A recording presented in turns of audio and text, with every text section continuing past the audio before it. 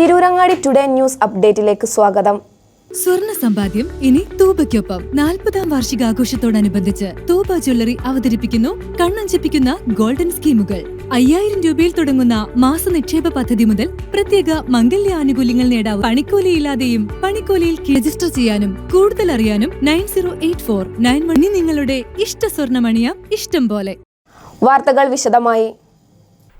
ഓർമ്മയിലെ മഴവില്ല് തീർത്ത് കക്കാട് GMUP സ്കൂളിലെ പൂർവ്വ വിദ്യാർത്ഥികൾ 34 വർഷത്തിനു ശേഷം ഒരുമിച്ച് കൂടി. സ്കൂളിലെ 1989-90 ബാച്ചിലെ പൂർവ്വ വിദ്യാർത്ഥികളാണ് നീണ്ട ഇടവേളയ്ക്ക് ശേഷം ഒന്നിച്ച് പഠിച്ച വിദ്യാങ്കണത്തിൽ ഒത്തുകൂടിയത്.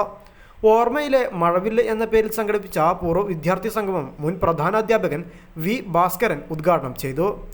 ഈ സ്കൂളിലേക്കൊരു വഴി നമ്മൾ അലുമിനി മീറ്റിൻ്റെ ഭാഗമായി നമ്മൾ സ്ഥലം വില കൊടുത്ത് വാങ്ങി അങ്ങനെ ഉണ്ടാക്കി വരുന്നുണ്ട്.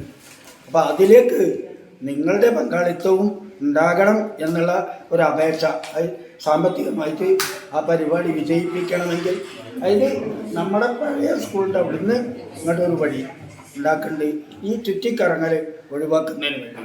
അപ്പോൾ അതിലും നിങ്ങളുടെ പങ്കാളിത്തം ഉണ്ടാകണം എന്നുകൂടി ഞാൻ അറിയിക്കുകയാണ്.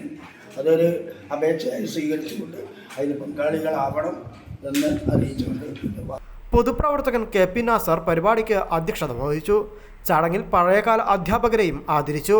പഴയ കാലങ്ങളെ ഓർത്തെടുത്ത് പലരും അനുഭവങ്ങൾ പങ്കുവച്ചു. അധ്യാപകരും സംഗമത്തിൽ അനുഭവങ്ങൾ പങ്കുവച്ചു. ഇങ്ങനെ സംഗമിച്ചതിനും ഇത്തരത്തിലെ ഈ സംഗമത്തിന് ഇവിടെ ഇത് ഓർഗനൈസ് ചെയ്യാൻ വേണ്ടി എൻ്റെ പ്രിയപ്പെട്ട ശിഷ്യൻ നാസർ, തിരൂരങ്ങാടി ഗവൺമെൻറ് ഹൈസ്കൂളിൽ നാസറിൻ്റെ ഓർഗനൈസേഷൻ്റെ ആ പവർ പലപ്പോഴായിട്ട് എല്ലാ വർഷങ്ങളിലും കാണാവുന്നതാണ്.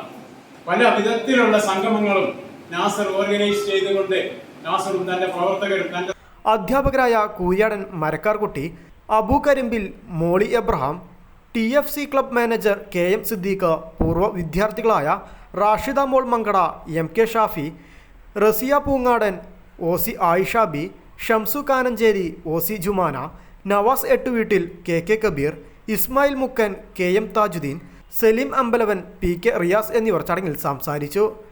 News bureau, Tirurangadi.